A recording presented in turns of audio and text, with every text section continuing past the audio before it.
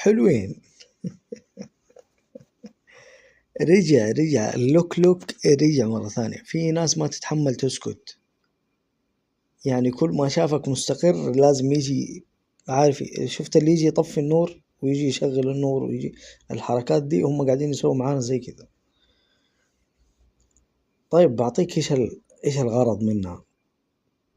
اول شيء انت كاهلاوي الغرض انه يشتتك عن ناديك، عن فريقك، ما يبقى تنتبه للملعب، يبقى يخرجك من الملعب اصلا، ما يبقى تلعب كورة زي الناس.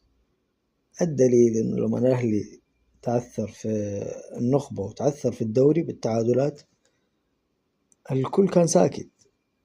والله إلين تحسب السوبر هذا ما جاء للدنيا أصلا. طب بس فاز الأهلي في النخبة وفاز في الديربي.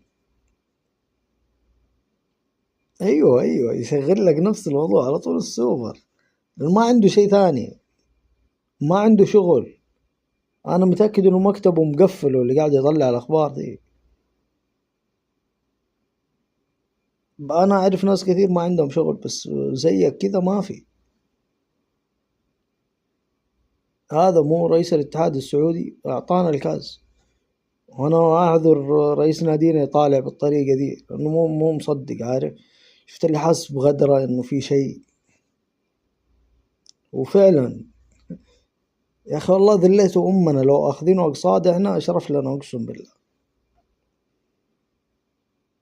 كل ما دقينا مسمار قالوا لنا السوبر يمكن ناخذه. خذوا لا تقروش أمنا، سهلة تبغاه معروف إيش اللي تسويه. خلاص قلناها من أول، تبغى سوبر أطلب أوبر، يعني الموضوع كذا.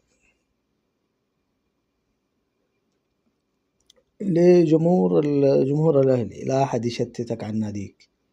يعني البشر هذول اللي قاعدين يتكلموا كلهم، لا تسوي لهم سكيب، انت مرة غلطان، لا تسوي لهم سكيب. انا حقول لك ايش تسوي.